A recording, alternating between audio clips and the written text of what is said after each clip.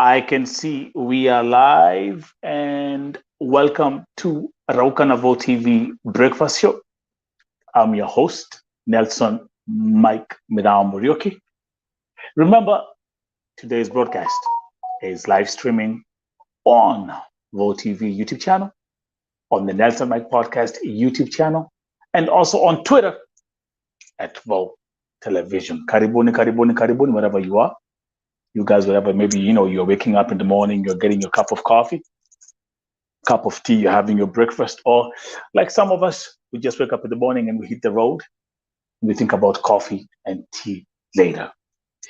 Karibuni, karibuni, karibuni. I can see my brother KBM, this is Africa, is in the building. Welcome, welcome, welcome. Now I have to get used to the new time zone because now it's winter time, and because it's winter time, we have been automatically switched back 1 hour. So that was a mistake that I made yesterday and ended up joining 1 hour later, but no problem. Hey, guys, it's winter time, okay? It's winter time. So welcome, welcome, welcome. Karibuni, karibuni, karibuni. I want to say thank you very much for such an amazing show yesterday, last night, the primetime show at 9 p.m. or no, at 10 p.m. See, I'm still getting confused with the time zones. The primetime show was a huge success, and thank you very much. See, like I always keep on saying, I'm here to tell facts and facts only. That is something that we achieved last night with the story of our sister Edna Kemunto. Karibuni, karibuni. If you're getting here, let me know where you're watching from. Just say hi. I'm gonna pin your comment on the screen and let us know where you're watching from. Karibuni, karibuni, karibuni, karibuni, karibuni. Yes, KBM, we got different time zones now. Okay, so nights went from 7 to 8 hours, so we kind of have to get used to it. But that's not an issue. So, Leo, I have something else. I was actually leaning towards having the Rauka Navo TV breakfast shows.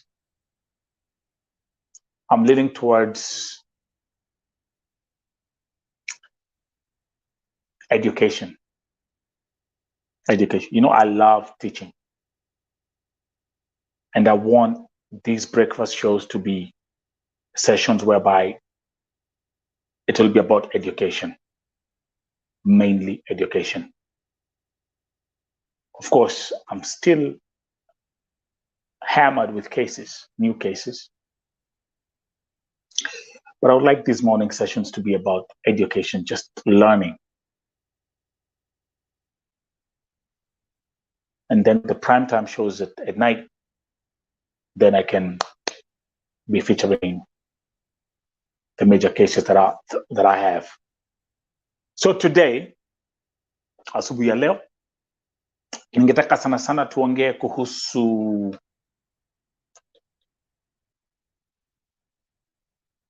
the visit by Dr. ALFRED MUTUA, his recent visit in Saudi Arabia. Kuna vitu ningetaka tugusie. We touch on those couple of things. And mainly the hotline number that was issued out. However, we're still at the beginning of the show. This is just the introduction. 4 minutes in. Karibuni, karibuni, karibuni. Na ningetaka sana sana wale ambao wana join, especially if you're in Saudi Arabia, let me know. Let me know.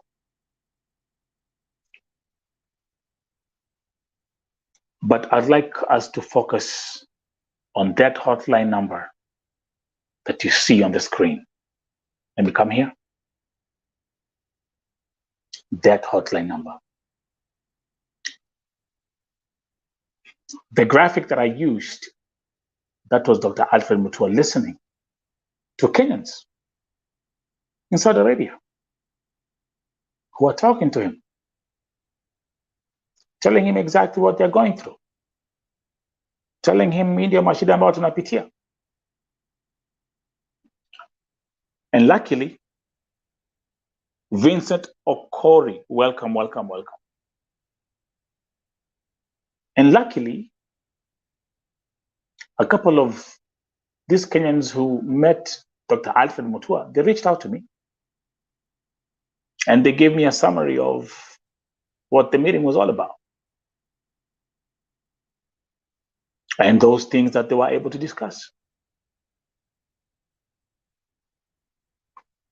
Dr. Alfred MUTUA gave us a press statement after his 2 days visit in Saudi Arabia.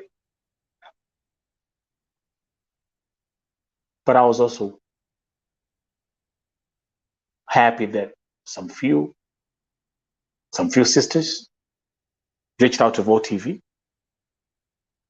na wakaniambia what they told him personally.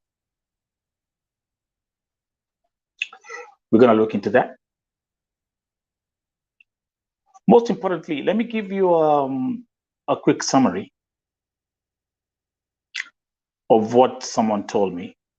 Wacha nianzie hapa na munisikize kwa makini. Tuanzie na story ya amnesty.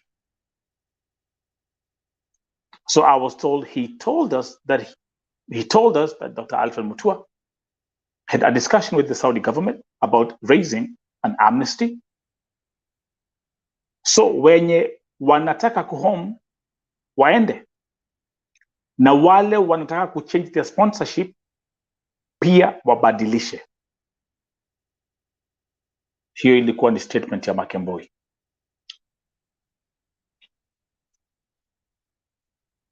Okay? So the issue of amnesty,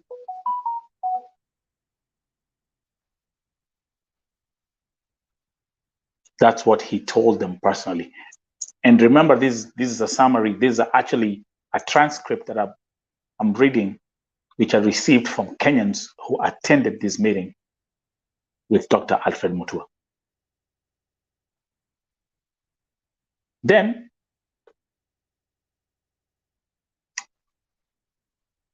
something else that they did, now wasichana wa Kenya ambao waliambia MUTUA, now this is what they also told him.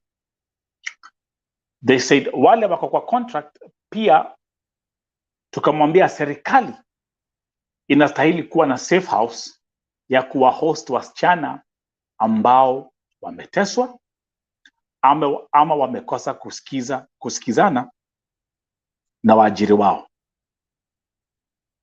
as their case is solved, kama vile Philippines government inafanya. Na pia ni haki ya wasichana kupewa communication line and 1 day off a week.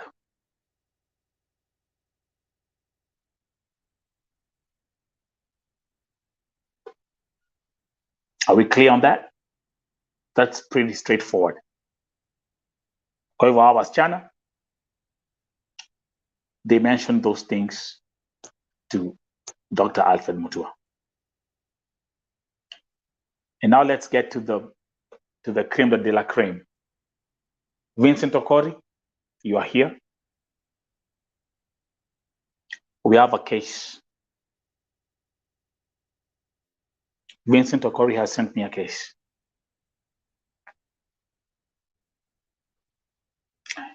And my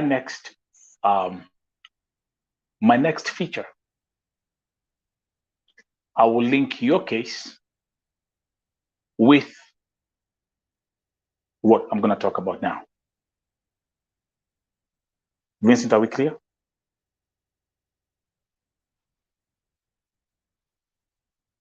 Pia Dr. MUTUA alipeana hotline number ile tutakuwa tunapiga tukiwa na shida.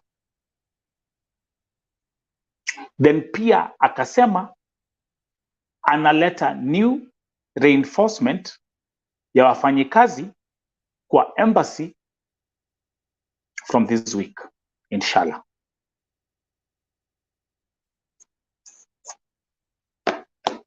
So this here is the hotline number that was issued out by Dr. Alfred MUTUA. Plus 966 500 755 060. This is the government. This is the Ministry of Foreign Affairs. Wakisema ya kwamba hii number, hii hotline number, kama unapitia changamoto, piga hiyo number.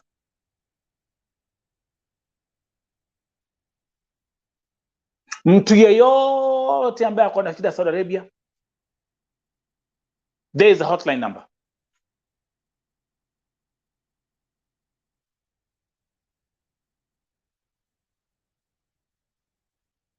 Officially announced by the CS of the Ministry of Foreign Affairs.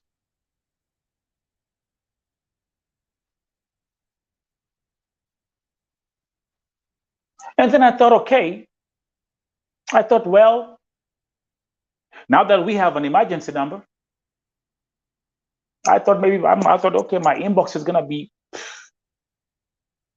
it's gonna be peaceful out here. I was wrong.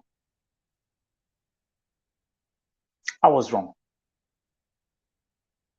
I was wrong. And as I'm talking to you right now, the last 48 hours, I've really been having internal conflicts with my dear sisters who simply seem not to accept the new reality. Give an example. Mtu anani inbox ananiambia mashida zake, namwambia okay, sorry my sister, lakini Dr. Alfred MUTUA amepatiana a new hotline number, please call that number na uone vile utapata usaidizi. And believe you not,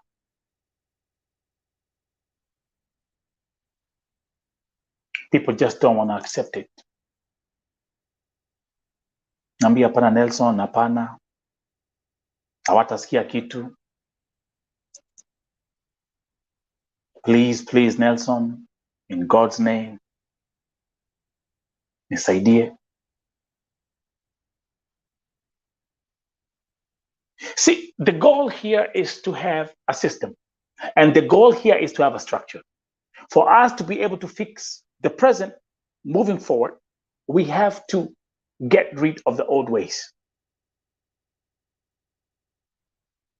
Sasa niseme hivi, wale ambao mko Saudia, hatuko suppose kuona watu wakiwa online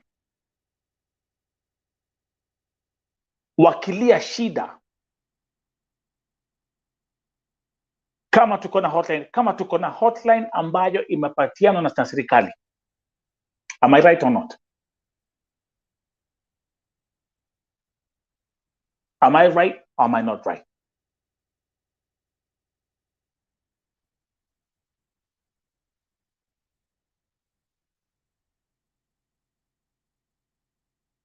This is a hotline number for help.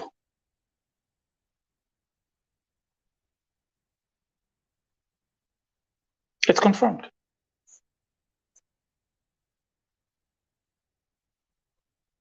It's confirmed. So actually what we should be doing right now, we should now all be joining hands and making sure that each and every kadama in Saudi Arabia has their number. Make sure that each and every family in Kenya ambao wako na watu ambao wanafanya kazi Saudia wako na hiyo namba. Am I right? We want to change things. If we want to change things now, we have to do things the new way, not the old way. Because if we get stuck, we can move forward. Simple common sense. Am I clear? Kwa hivyo hii namba ambayo imepatiana hapa, and I'm running a 7 days experiment. Mtu yeyote ambaye ataniandikia anapitia shida, kafiri anafanya, ninafanyiwa, sipatiwi, nimenyimwa, nitakuwa napatia kila mtu hii hotline.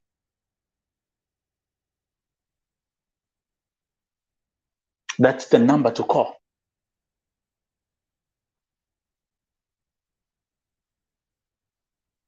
And then also hoping that we'll get the safe houses established as soon as possible.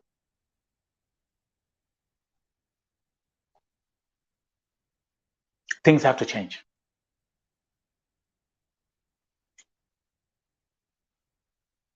Your number, this number, make sure that everyone has that number.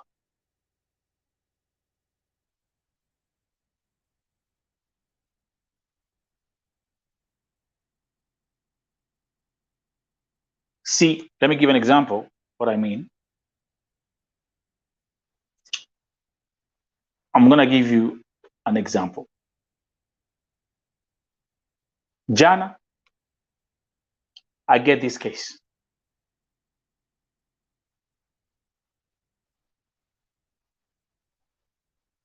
Miriwangari, that's your comment. The government must go there with their plane and fetch those who are held up in the offices and detention centers. They did that in South Africa when there were xenophobic attacks during Kibaki time.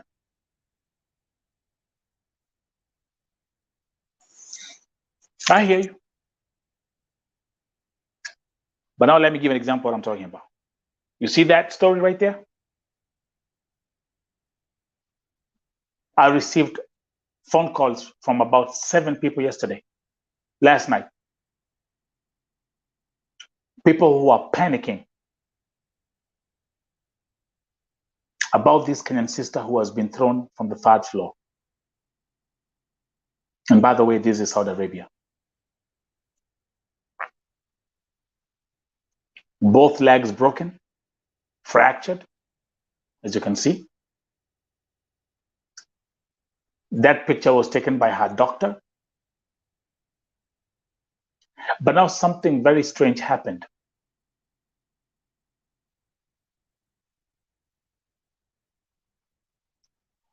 The report that I was receiving was that she was alichukuliwa kwa hospitali. Someone picked her from the hospital. An unidentified person picked her from the hospital, and she has been missing.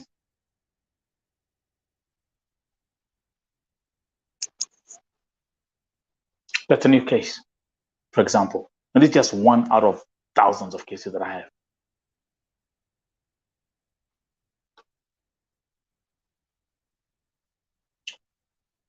And it was 1 call, 2 calls, 3rd message, 5th person, 6th person, 7th person. 7 people last night brought this case to my attention.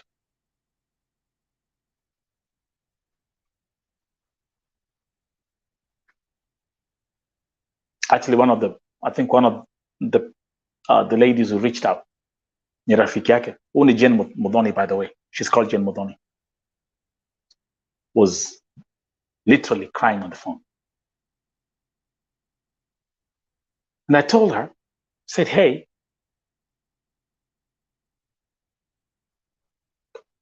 call this number.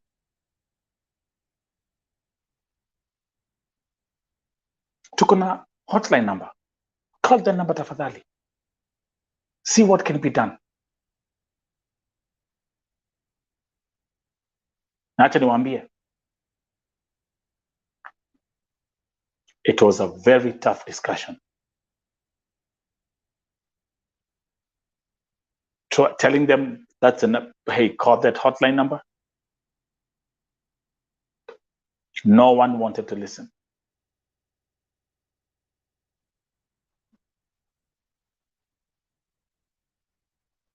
We can't do things the old way. We have to do things the new way.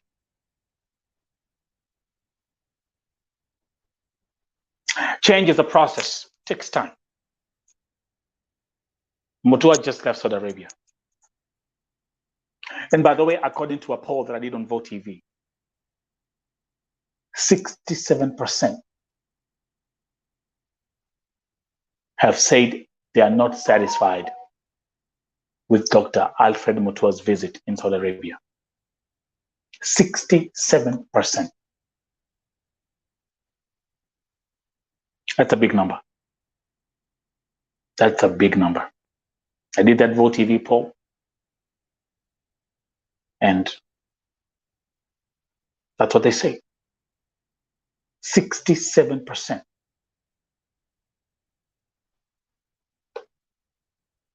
Right here.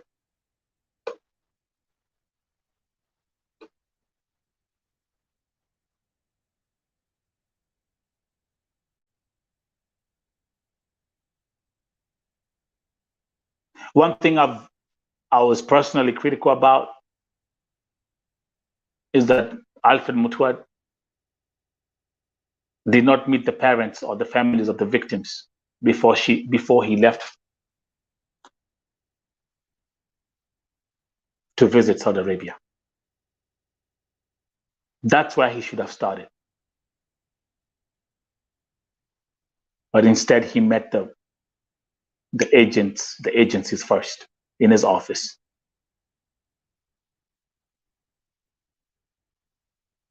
See where I'm coming from? So Vincent Okori, let's do this.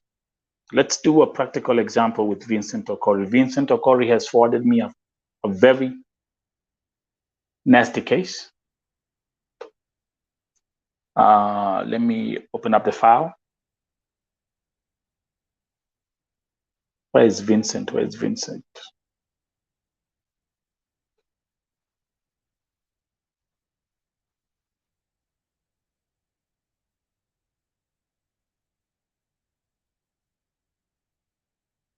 Okay.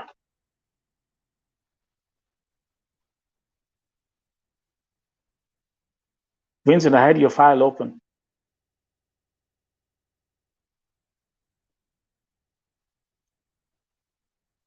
Give me a second. Oh yeah, here we go. Vincent Okori. We have a story of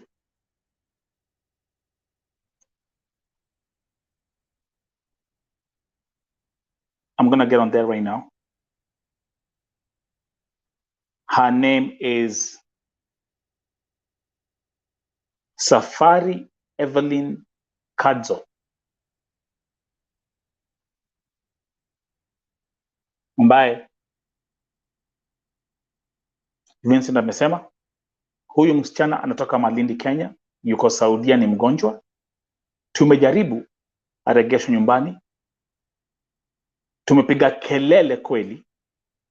Sasa jana alipelekwa ofisi, akapigwa, akanyang'anywa simu. And from yesterday 5:51 p.m. hatumpati.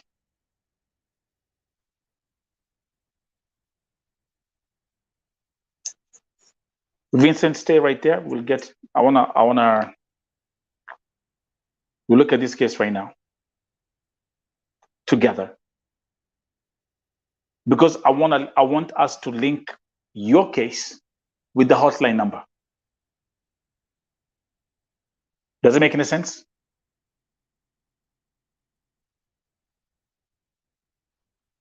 Does it make any sense, Vincent?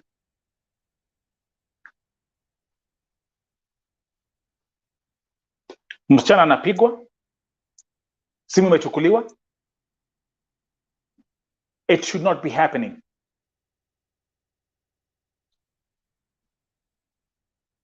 Especially right now, because we have a hotline number that each and every victim can call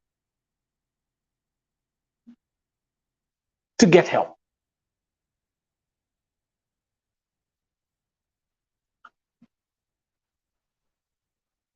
Now, I'll come here. We change this. And now, you see, like now there's a phone call. Actually, let's do, someone is calling me right now. I know this is a victim. Give me a second. Hello? Hello. Yeah. Habari yako? Mzuri sana. Mimi naitwa Kate, niko Iraq. Uko Iraq?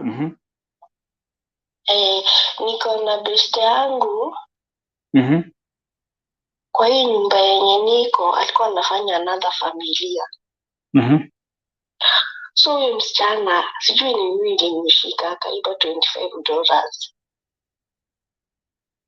Akaiba? Na na passport, akapata pia passport. So kwa makimbui wenye alienda kwao akaambiwa, wewe kwanza usitravel cause unaweza shikwa. Huyu msichana akusikia, akaenda airport. Kumbe walikuwa wamepeleka picha zake everywhere. So ikiwa last week akapatikana airport. So watu airport wakapigia bosi yake simu, akashikwa, akarudishwa kwa boss. After kurudishwa kwa boss sahii amemfungia kwa room, amefungiwa hii kitu ya baridi, hapewi chakula, hapewi maji, haogi, amekaa tu. Sasa mimi nilikuwa nashindwa tunaweza msaidia aje msichana. Mimi nikamwambia, cause juzi tulienda huko na huyu shosho, nikapewa time ya kuongea naye, nikamwambia wewe fanya hivi, waambie hata kama 10 years utafanya kazi urudishe pesa zao. Cause msichana ni mjinga, alikuwa ametuma mpaka pesa ushago. Mama yake kupigiwa simu akasema pesa ametumia, anaweza saidika aje? So sasa mimi sijui. Sawa, my sister, umenipigia simu na mimi nikusaidia aje? Unajua hata nyinyi mnakuanga na vituko saa zingine. Hata nyinyi mnakuanga na vituko. Actually, this is happening. Niko live. I'm running my show right now. Pole basi. Hakuna wasiwasi. Nipo akaa tu hapo. Msichana ako Iraq. Unasema ameiba pesa. Ameiba $25, my sister. $25. Yes. Only $25. $25. Za nini? Kwani alikuwa analipwa $1 mwezi moja? Maybe alikuwa mimi sijui saladi yake ilikuwa pesa ngapi. Mimi sikija, umesema aliiba $25, kutoka hapo akaenda kwa Kimboys, kutoka hapo akaenda airport. Alikuwa anaenda airport alipe ticket ya $25 and arudi Kenya. Ama alikuwa anafanya nini kwa airport? Alikuwa anataka kurudi home. Na $25. Unasikia $25 alikuwa ametuma. Okay. You know what? This is a story that I will not even waste my time on. This is a story that is not even worth me paying attention to it. Sorry. Na even kuna vitu ziko worth me kusikiza, but this one right here, this is pure nonsense. Thank you very much.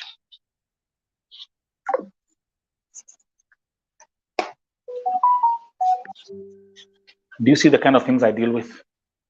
Ina happen nikiwa live. Neredoni. Kila kitu. Neredoni saidia. Neredoni. Hebu sikia ujinga. Hii ni ujinga. You know, this one I can't deal with this. I have no time for this. Sorry. Kazi ni mingi, masaa ni machache.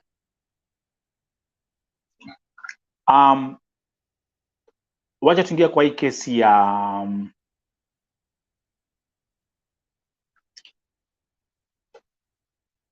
msichana wa Malindi.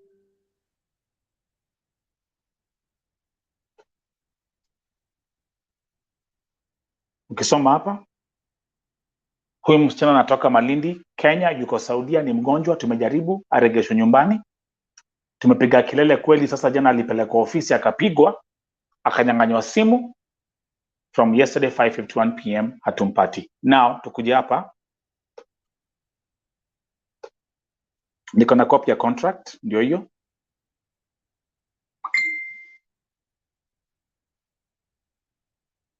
Now, and by the way, I have some breaking news from Lebanon. Now,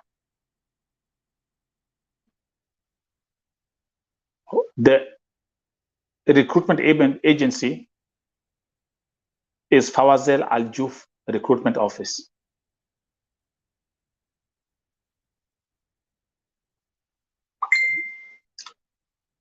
I got some breaking news from Lebanon.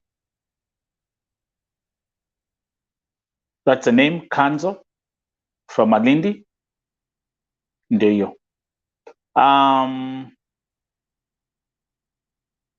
This is how she left when she went to Kenya. When she went to Saudi Arabia.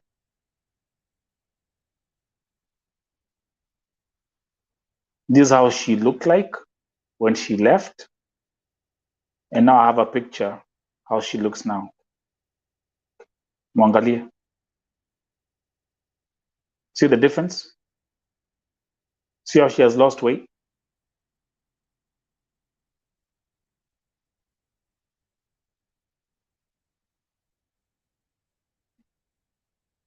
Same person. Kind of reminds me of when I was looking at Damario Sita's comparison. Angalia.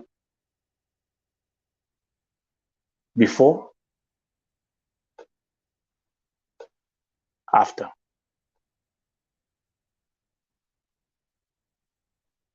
David Kamotho, my brother from... Man, David, you have to come and join me today, man. Bro, you have to come and join me. That's my brother David Kamotho all the way from Seattle. You have to come and join me.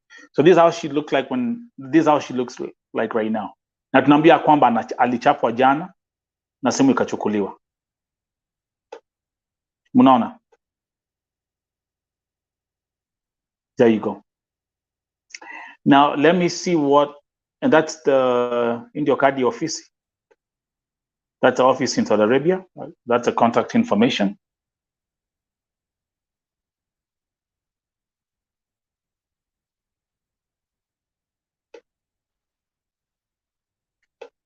And by the way, thank you, Vincent Okori. You've done a very good job the way you've sent me all the documents. That's the office in Kenya, Al Suwaidi Recruitment Agency. Nanya kwa Kenya sai, nanya naweza piga simu. Can we guys join hands together? Can someone call this office right now while I'm still here?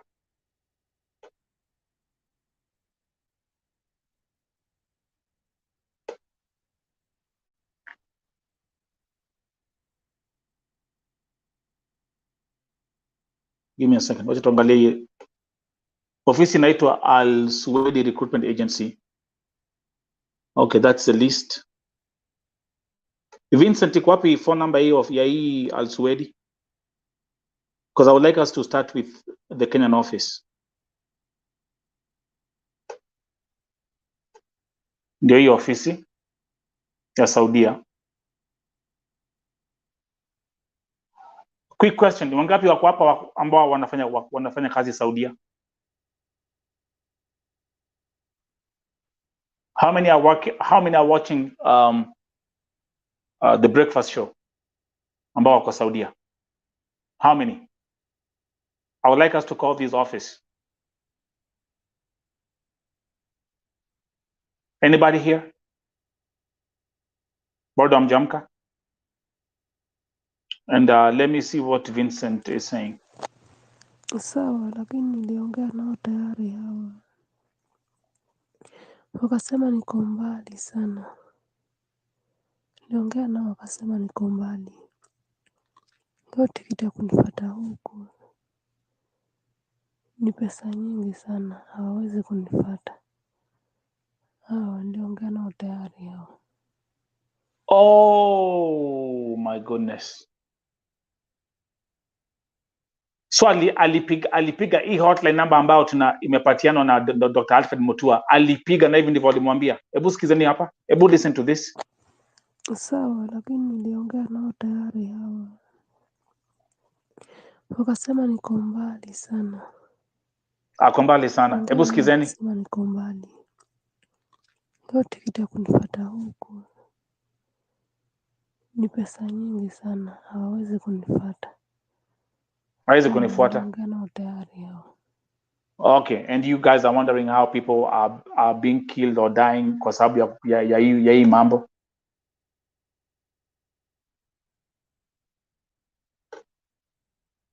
That's our sister.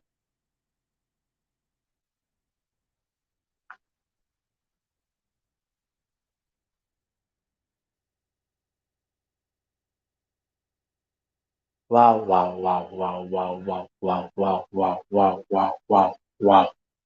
Kwa hivyo hata kupiga hiyo namba unaambiwa kwamba aliambiwa ako mbali sana.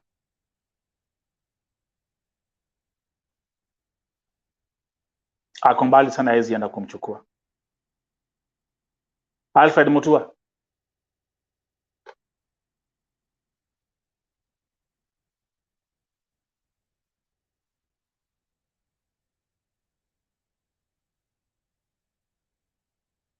Na nikiambia watu hapa zile bado naendelea kupata messages wasichana wakilia kwamba wanapitia changamoto. Na nikiwapatia hii namba, that's exactly the same thing they are saying. Nelson hakuna kitu cha kuja hapa kusaidiwa.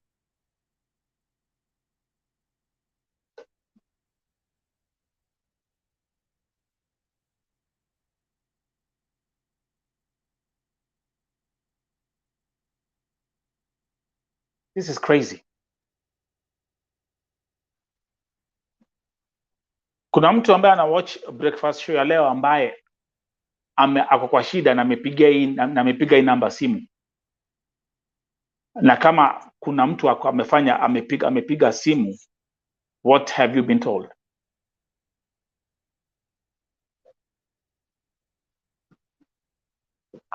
Umesikia mwanamke vile ameambiwa ako mbali sana. That's what she has been told. You are too far away.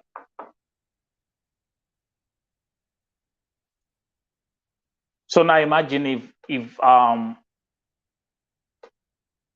you are in a bad, you are in an emergency situation whereby it's a life or death situation. So what happens then? So what happens?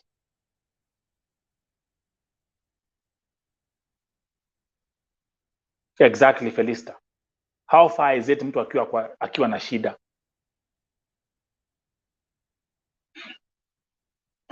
Let me come back to Vincent. And that's exactly what I told Vincent. Nilimwambia Vincent, hii namba iko hapa. Mwambie apige simu. Umesikia vile msichana amesema. Well, so kama ukipiga simu unaambiwa it's too far.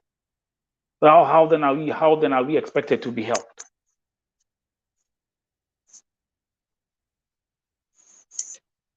And by the way, just give me a second because I got some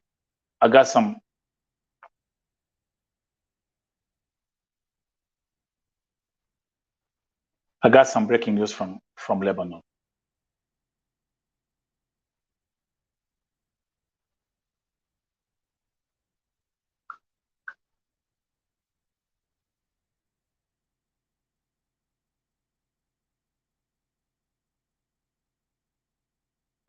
I got some breaking news from Lebanon.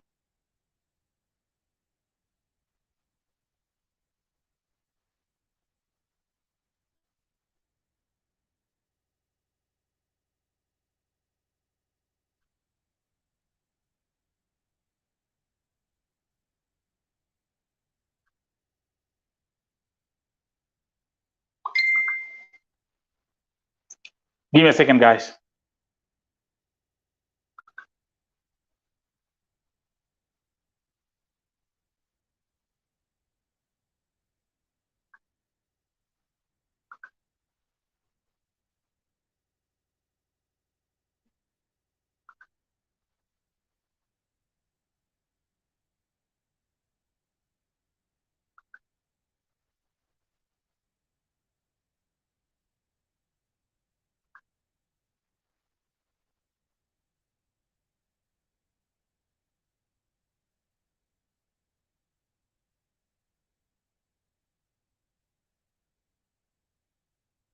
Nataka, give me, there's something that I'm working on right now in Lebanon. Give me a second.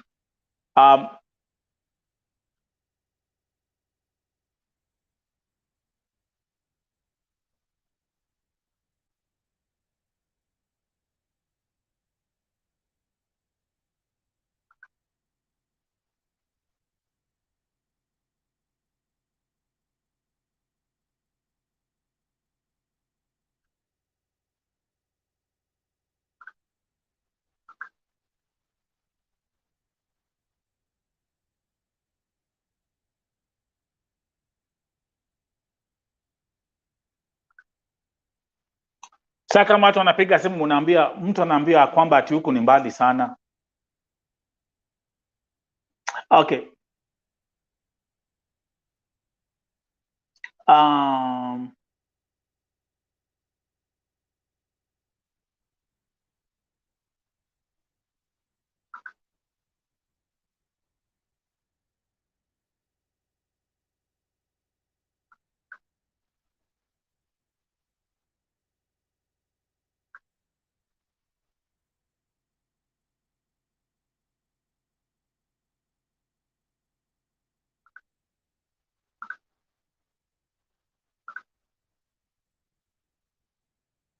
Wale ambao naona watu wameanza kuingia hapa. Nani, kuna mtu amepiga hii hotline kuconfirm akiwa na shida?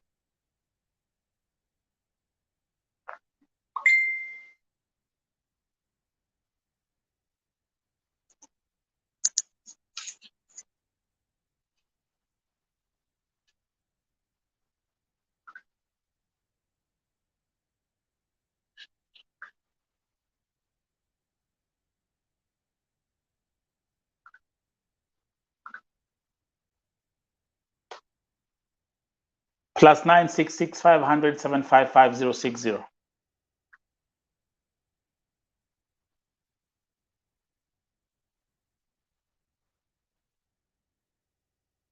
Nyinyi ambao mko Saudia, kuna mtu amepiga hii namba.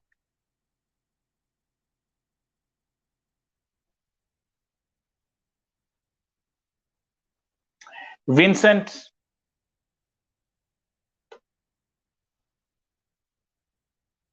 let's come back here. Nataka msikie vile Vincent vile tumeambiwa na huyu msichana.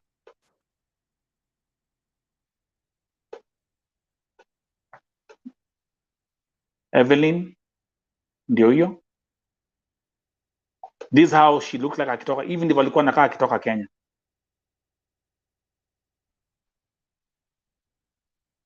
That's how she looks now.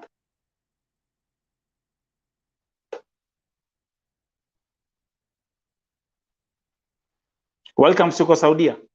And this is sawa, lakini niliongea nao tayari hao, wakasema niko mbali sana.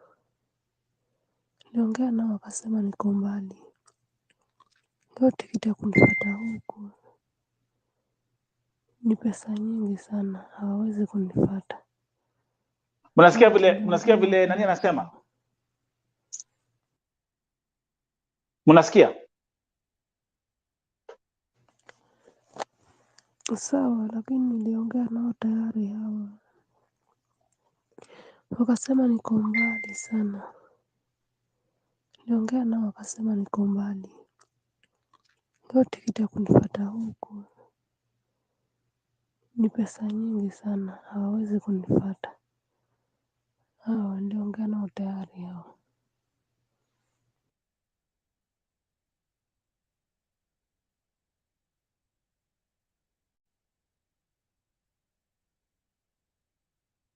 Wacha nichezee kitu tena.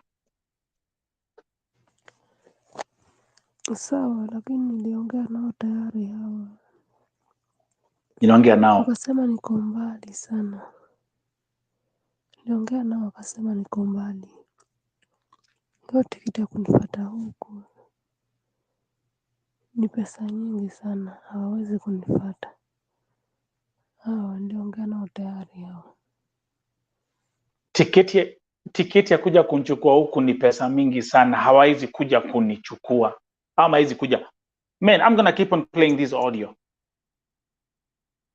Hata mtu hajafika Kenya, hypothetically speaking. Sawa, lakini niliongea nao tayari hawa. Itasaidia aje? Wakasema niko mbali sana. Wakasema niko mbali sana. Niliongea nao wakasema niko mbali. Niko mbali. Tikiti kunifuata huku ni pesa nyingi sana, hawawezi kunifuata. Ticket ni pesa mingi sana, haizi nifuata. Niliongea nao tayari hawa.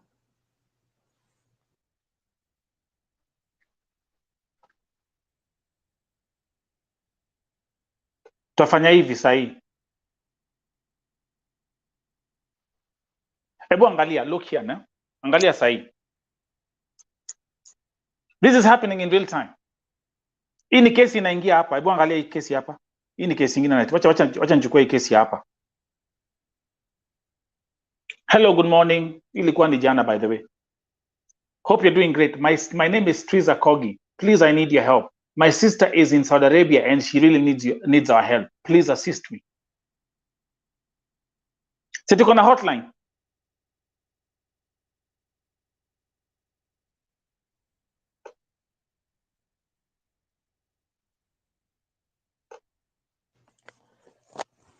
Sawa, lakini niliongea nao tayari hawa.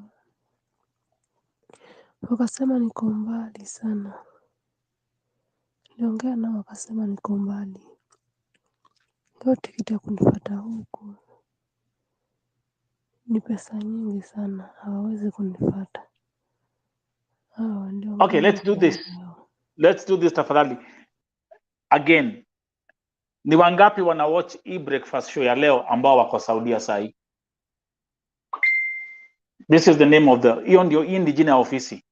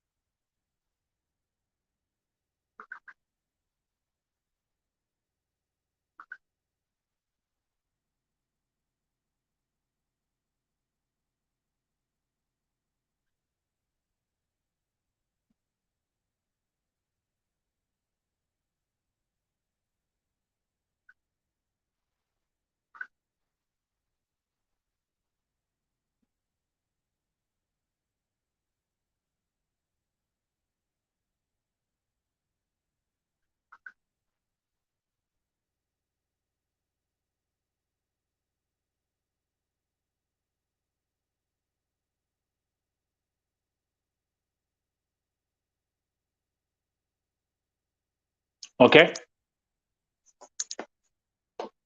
Okay. PB Jen, fanya hivi. David Kamal, this is the reality.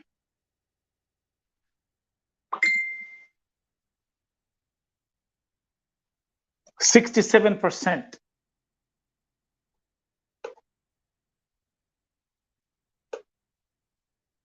67% wamesema they are not satisfied with MUTUA's visit in Saudi Arabia? 67%. This is a perfect example. There's a hotline number. Okay, PB Jane, hebu pigia hii ofisi.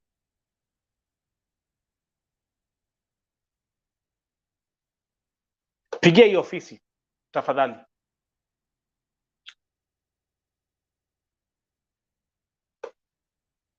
And we ask about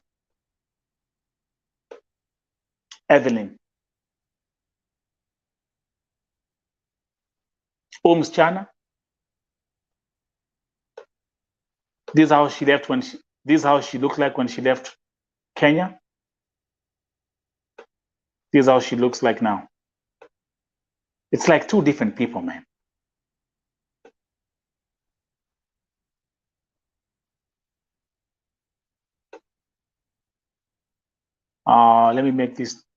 Let me change this thing here.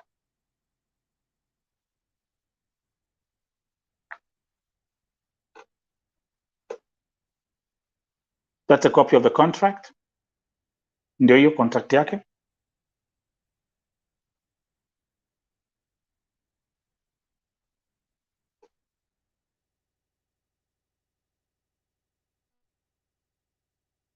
Hii ni ofisi yake ya Kenya, ALFRED Recruitment Agency.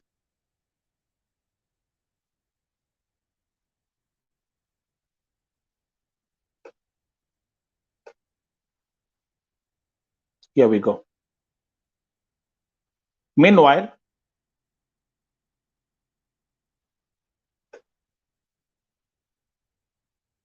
niambie huu inbox.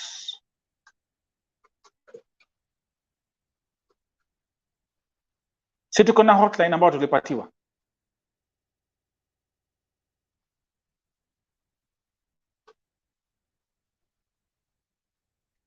Lakini this is what we are being told. Sawa, lakini niliongea nao tayari hao. Wakasema niko mbali sana. Niliongea nao wakasema niko mbali. Leo tikiti ya kunifuata huku ni pesa nyingi sana, hawawezi kunifuata. Hao niliongea nao tayari hao. Hao niliongea nao tayari hao. Alipiga hii namba. Alipiga hii namba. Na niliwaambia.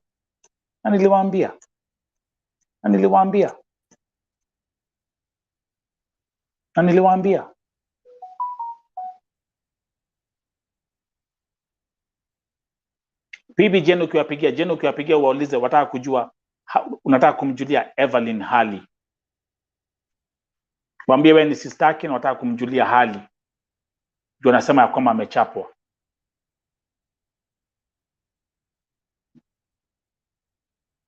Si tuko na namba? +966 500 755 060.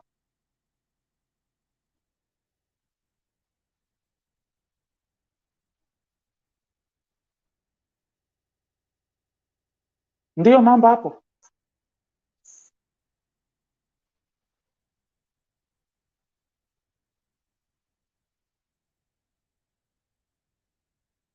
Msichana kesi yake nililetewa jana, those who are tuning in. Jane Modoni, thrown from the 3rd floor. Na kafiri wake. Another case. Una anaambiwa ati alidisappear from the kwa hospitali.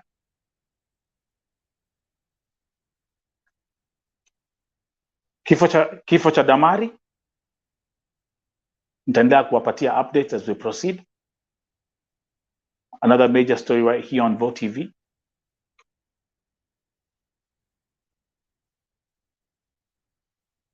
Last night, the husband to Edna Kemunto, who has died in Lebanon, spoke. Aliongea jana.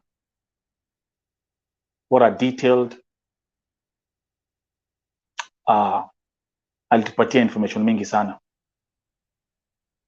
Thank you very much Amos.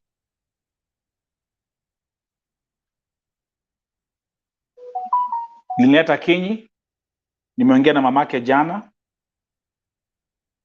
Thank you very much. People, we are tunaendelea kumsaidia. And Lynette is alive. Ameongea na mamake, alimpigia mara moja.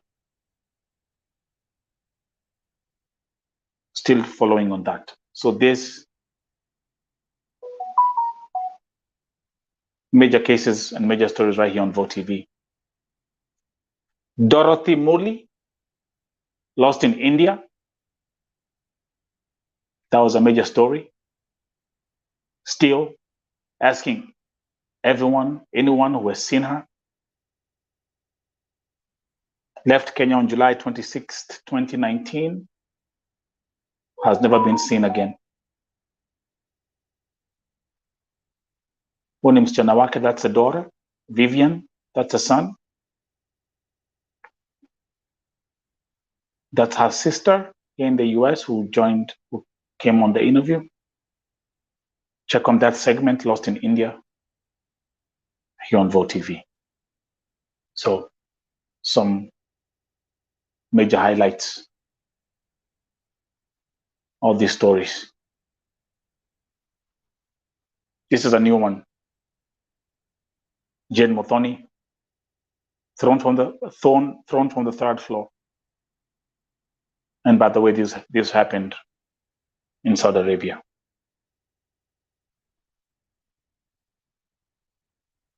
But now, let's go back here. Hii namba imepatianwa. Mtu akiwa na shida Saudia, upige hiyo namba. Dr. Alfred MUTUA has given out their number. It has been confirmed. Na unasikia tayari kuna watu wanaambia kwamba hawawezi na kuchukulia pahali walipo. Ni mbali sana. I'm getting a new case.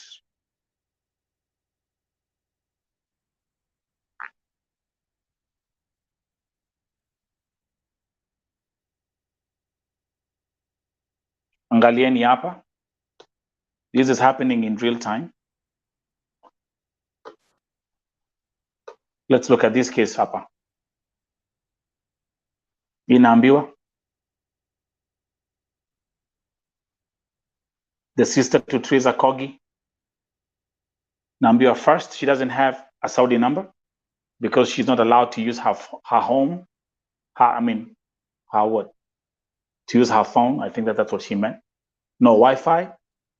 So not unless I send her credit from home, she cannot come online.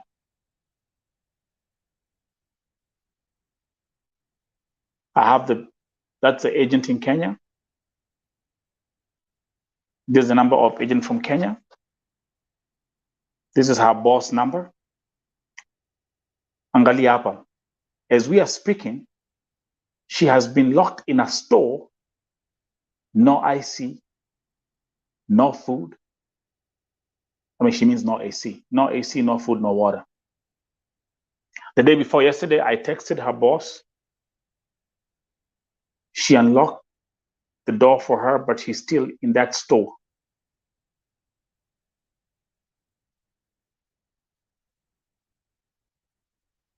This is happening. This is a developing story right here.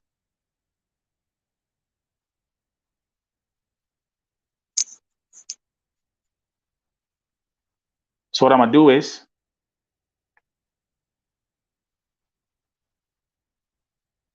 I'm gonna give her that hotline number.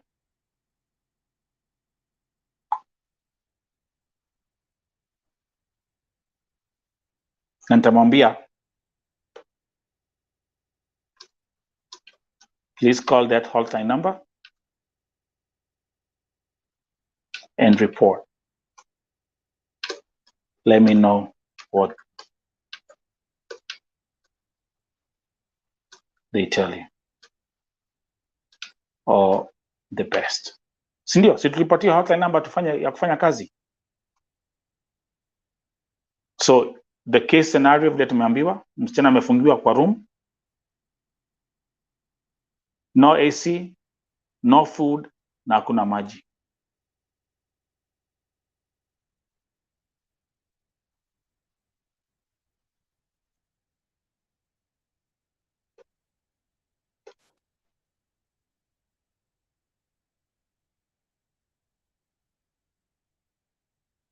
Okay, hii namba ni mtumie. Hii namba ni rescue number, ni the rescue hotline.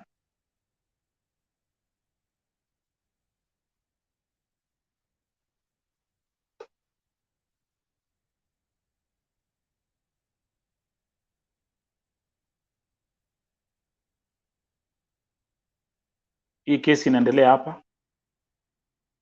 Yesterday I talked to her boss at night because almost 2 months without salary, and they said they will use it to pay the ticket.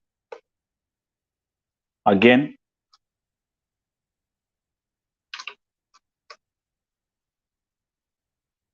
please report to the hotline number provided by Dr. ALFRED MUTUA.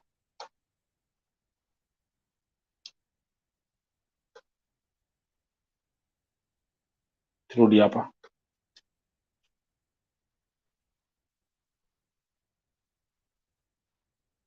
Thank you very much. Welcome to Vo TV Primetime Show.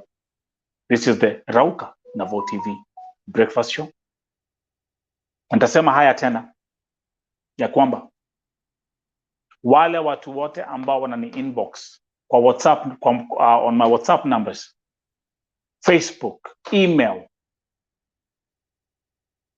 for the next 2 weeks,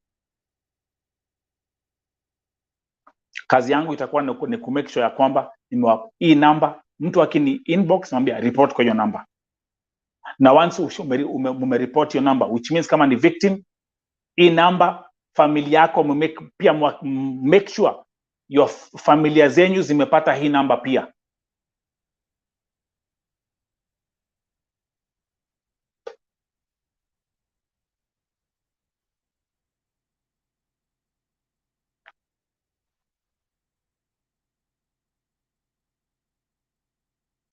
So the same thing goes out to Vincent Okori.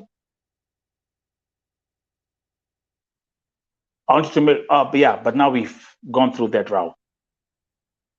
Anaambia ya kwa mbali sana, hawezi enda kuchukuliwa.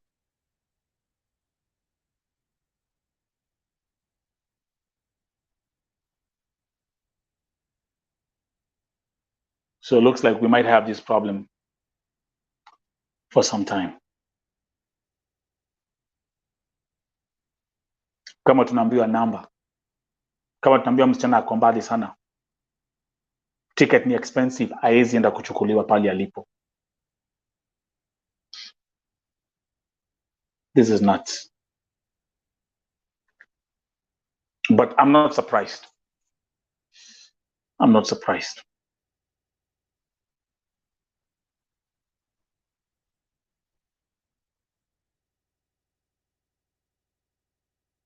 Me, we have to follow the system, sindio? If we have to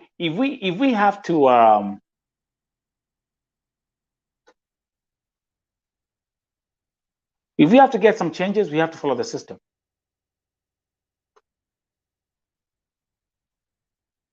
And it's time for us to now start following the system. Na nirudie tena, nyinyi ambao mko Saudia, nirudie tena.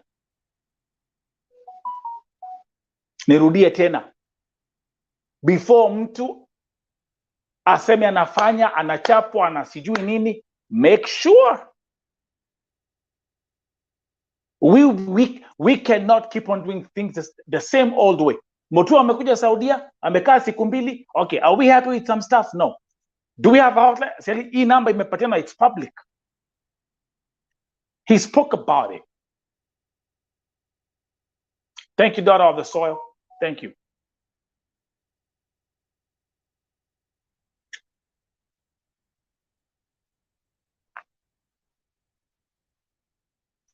Kakware. My brother Osemo ameingia. Hey, Osemo, you missed last night's primetime show. Woo! You have to watch it, brother. Brother man. You gotta watch it. Jenna, the husband to Edna Kemunto was here. It was a very powerful session. Came here. The Uncle Dominic came here. It was powerful, man. Oh, will you watch? Yeah. Thank you. Nafatiti 254. Sema, yeah, this is not a good hotline that's not been picked. Mimi nashangaa watu wako, mtu anapiga anaambiwa pale ulipo ni mbaya. That's too far, tuwezi kuja, the ticket is too expensive. God damn it. Reminds me like back in the days in Kenya ulikuwa unapiga, watu walikuwa na, kama kuna place pa kuna robbery unapigia makarawa nakwambia anakwambia Kakware. Gari haina mafuta, tuwezi kuja. Huko tuwezi kuja. Gari hakuna mafuta hapa.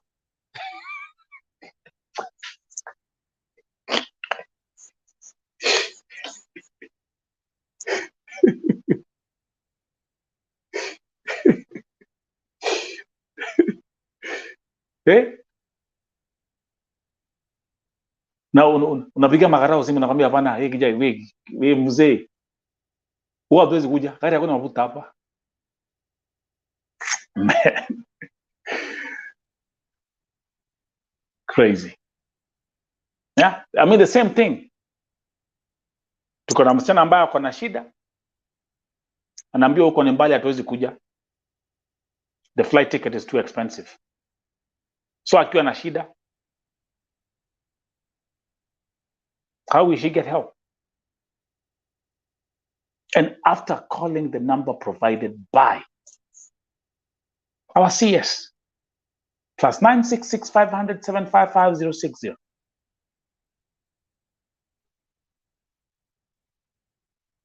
A Vote TV poll shows that 67% of the people, of the votes that were casted, they say they're not happy with this visit.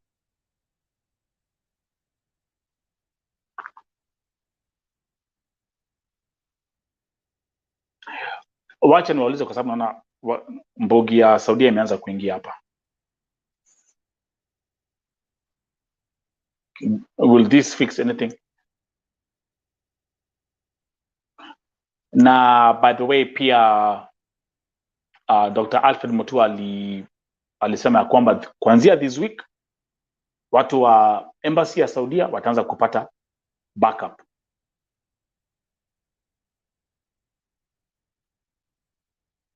You see, I want to wake up in the morning and let's have some other things to take care of. Let me come here and let's educate. Let me teach.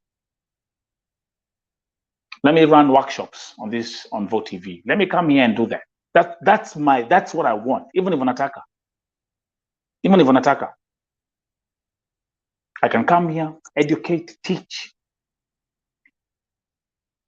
have workshops. Ndio history ya Saudia kwanza now itulie kidogo. We can't be having this song each and every day. You have given too much power to peanuts. Too much power to peanuts. Okay, kama Saudia mngekuwa mnalipa KADAMAS $500,000 shillings a month, that will be something different.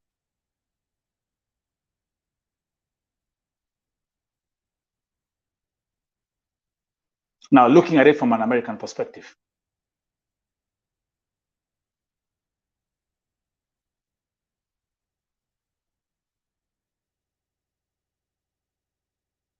No, 20,000, that's stupid. Nimeona hapa nimewaletea watu. I've brought some folks who are here in America. I've brought you Americans on this platform. You hear what they tell you.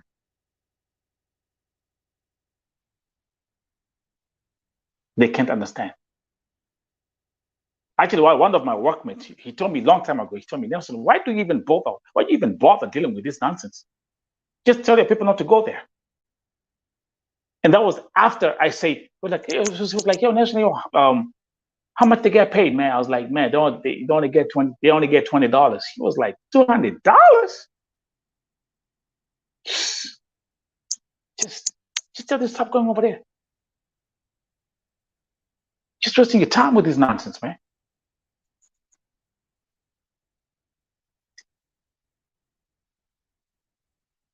So nataka hivi na hii ndio itakuwa my Momanyi, welcome. Good job, Momanyi. You guys have done an amazing job. Shout out to Momanyi, Simba, Cyprin TV. Good job.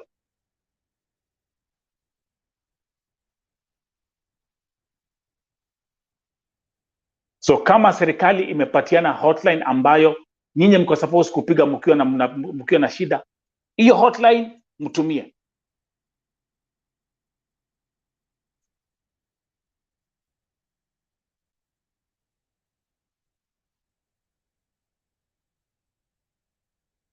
Na kama ampati usaidizi, then document, and then we'll see the way forward.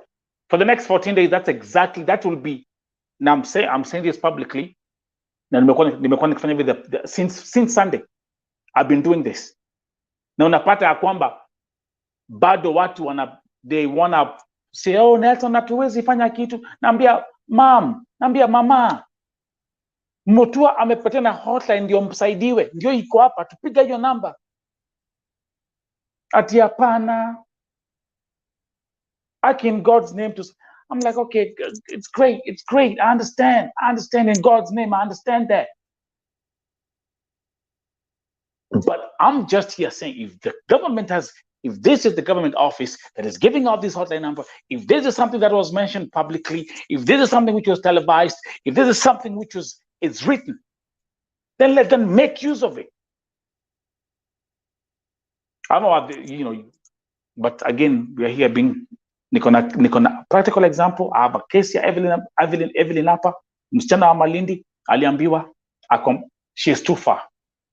Baada ya kupiga hii hotline akamba, oh, kwa mbali sana, we can come to rescue there, you're too far, the ticket ni pesa mingi sana.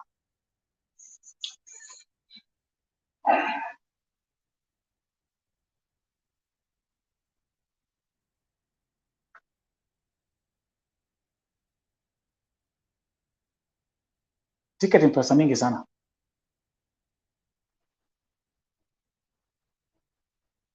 So let's do a Q&A.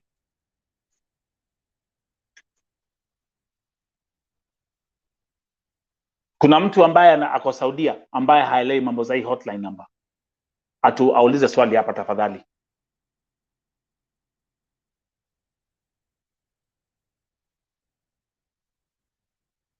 +966 500 755 060.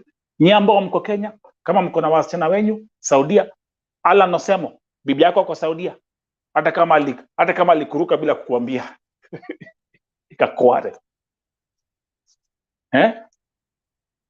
Wewe uliamka ukapata kitanda ikiwa empty on one, muliingia kwa bed pamoja, ukaamka ukapata kitanda ikiwa empty the other side. My friend. Uniungwana. And by the way, I'm just saying that jokingly, but I know it's a tough thing. Also, andika your number down. Write that number. Momanyi, my brother Momanyi, especially in your county, my friend, huko ndiko mambo imeshika moto. Huko ndiko mambo imeshika moto. Tafadhali Momanyi, hakikisha ya kwamba hizo familia ambazo zimepeleka wasichana Saudia, tafadhali wako na hii number. Now, the only thing we can do is, here on Vote TV, the best I can do is educate, share information, educate, share information, educate.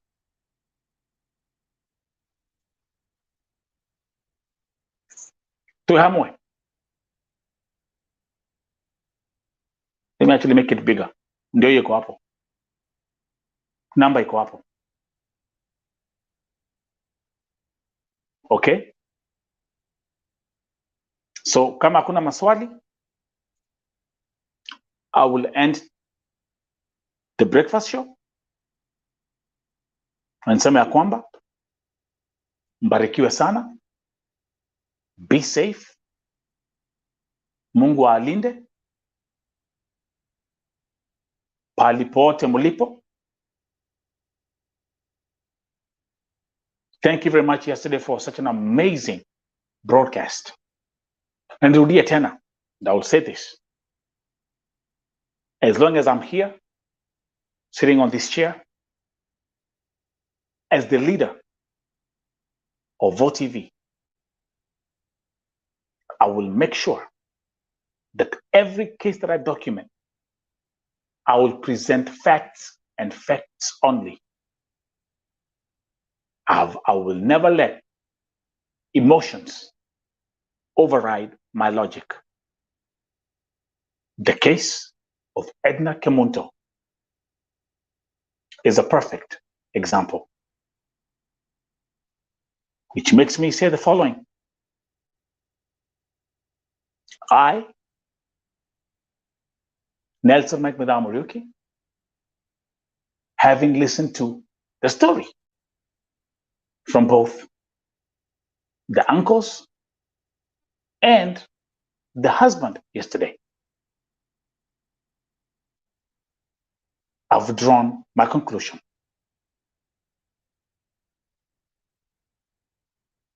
Edna Kemunto had a good employer. Edna Kemunto was never physically abused. Matter of fact, Edna Kemunto was receiving extra money from her employer. Edna Kemunto never complained one single day to her husband that she's being oppressed or abused or not getting paid. Edna Kemunto used to communicate with her husband and 2-year-old son each and every day. And even at times when she forgot, her employer reminded her, you have to call your family. I will never let emotions override my logic. I'm smart, I'm intelligent, but I'm more than that. I'm blessed with wisdom. Yesterday, after the broadcast, I put Dominic, who is the uncle, and Amos, who is the husband, in a conference call. And I requested both families to reconcile their past differences. Look, I'm not here to fix a problem that's been there for 20 years. I knew something was not right with the family. Edna told this to her employer, and she told this to the hospital staff that were looking after her. She is gone. She is not here. Kwa hizi familia, mshikane. James Getty, watching from Riyadh. Familia Edna, familia Amos, mkae chini and focus on how peace will prevail for the sake of the 2-year-old son who has been left behind. I've come to know some background information, which I will not speak about here. And again, I'm a man of wisdom. I will leave that to the families. My responsibility is to document and report facts at Vote TV. Thank you very much. Thank you. It's sad. It's a sad story. But again, let this be a lesson to others.